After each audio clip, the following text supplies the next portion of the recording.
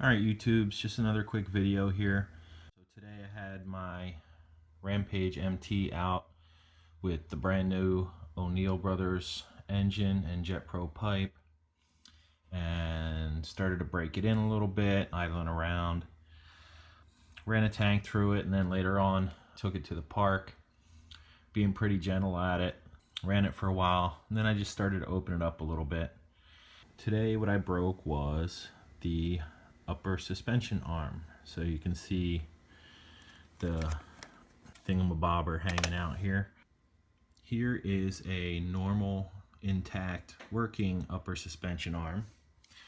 And you can see my suspension arm is missing on this side. Here is the broken arm. Right there you can see the turnbuckle bolt snapped. So again, keep in mind what my videos are going to mainly concentrate on, or one thing they're going to concentrate on, is a way to fix your problem, at least temporarily. Again, not so much to replace permanently the part, but in order to sort of keep yourself running a little bit until your parts come in, because that's always a drag. If you don't have a hobby shop that's super local to you, or even if you do, they don't always have the, every single part in stock under the planet. So what I did is I went to Home Depot and I measured this bolt, and so this is an M7 for diameter, and I would have liked to gotten a longer bolt. This is 50 millimeters. I would have liked to gotten probably about 60 to 70 millimeters, but this will work. So what I'm going to do is actually chop that bolt off, and that's going to replace, for now, the turnbuckle. So to sort of make this temporary fix happen, take out the regular suspension arm, the upper suspension arm on the good side, and as you're tightening the new temporary replacement in, tighten it in till it matches in terms of length, and you'll be in the ballpark of what you need. So I'm going to go ahead and get that started. The way I'm going to use that bolt is I have to chop the head off of it. Obviously there's a couple ways you could do that. If you have bolt cutters, if you have a cutoff tool. I have an air compressor with a cutoff tool, but I'm not going to use that. I also have a tool that will accept a blade like this. This is a metal bit. You can see it does wood or metal, and it has a universal interface on it so that it'll work with my cutoff tool. And that's how I'm going to remove the bolt. Basically gonna just put the bolt in a pair of vice grips and hold it, because it's going to heat up when I start to cut the head off of that, file it as necessary in order to be able to get the thread started. And that's how I'm going to do that. So you can see I have my blade installed. Basically it's just going to oscillate back and forth like that, and it's going to cut the head of that bolt off. I have my bolt ready in a pair of vice grips, and I'm just going to cut the head off there flush. Alright, and there you can see I have it cut off all but just that little hair hanging on, and in a minute or two when it cools down I'll just snap that off and file it.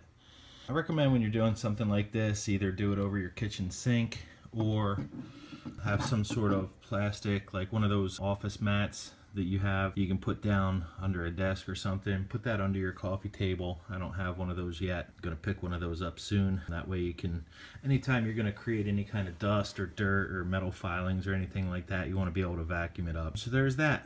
I'll get that off of there, and then we'll continue on.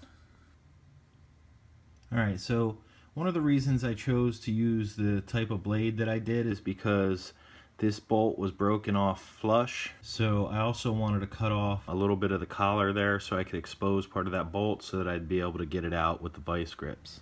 You can see here how the upper suspension arm on the other side has its collar there, and you can see how this one I have cut off. This is a temporary fix. This is going to get me going, hopefully long enough until my parts get here.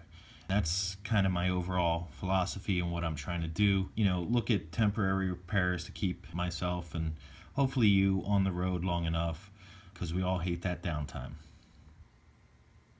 Alright, so here's my suspension arms, one on top of another. You can see that I've got them twisted up so that they're lined up and the same size.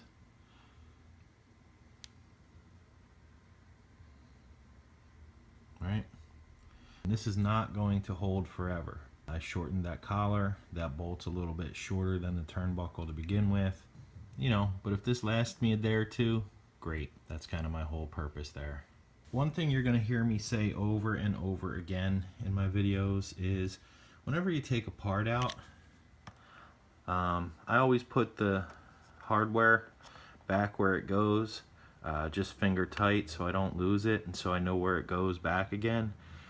Yeah, when it comes to, you know, to things like the C-clips and things like that, means popping them in, popping them out twice. But for me, it's just, I have a lot better chance of not losing them that way and remembering where everything goes. You know, I pop this pin out, pop that hardware out, you know, and I'm off doing something else like modifying this arm, you know, or cutting off the bolt, and I come back and I know exactly where my hardware is. So anyway, that's today's short-term repair. Tune in next time for more. Thanks.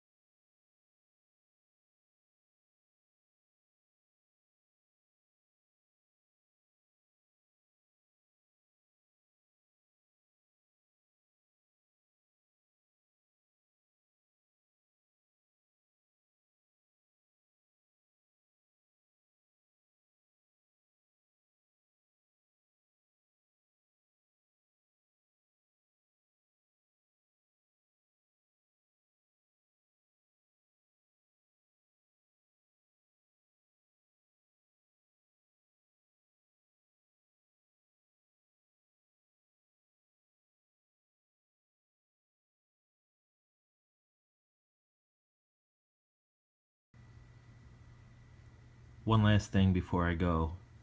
You'll notice my front bumper is off. I'm gonna try to JB weld that, but you can see here that the one E-clip is black when the stock one is, there it is, like a chrome color. There's a reason they call these things oh shit clips. Basically when you're taking them off, they have a tendency to shoot across the room and for you to not be able to find them. Again, quick tip, go to some place like Advanced Auto or Pep Boys and they sell variety packs of them, and that'll get you running. Again, it's not going to be necessarily cheaper. It was like $5 for a pack of clips, all different sizes. There's probably 4 of the size that I need right there. I just needed the one, but as far as dollar value, it's probably, you know, not going to be very cost effective compared to how cheap those specific clips really just are. But again, the advantage here is that I have the clip tonight at 8:23 at night, as opposed to waiting, you know, a couple days before I get the clip. Alright, so there you go. She's all back together. Just got to glue up my bumper, and we're off to the races. Thanks, guys. RC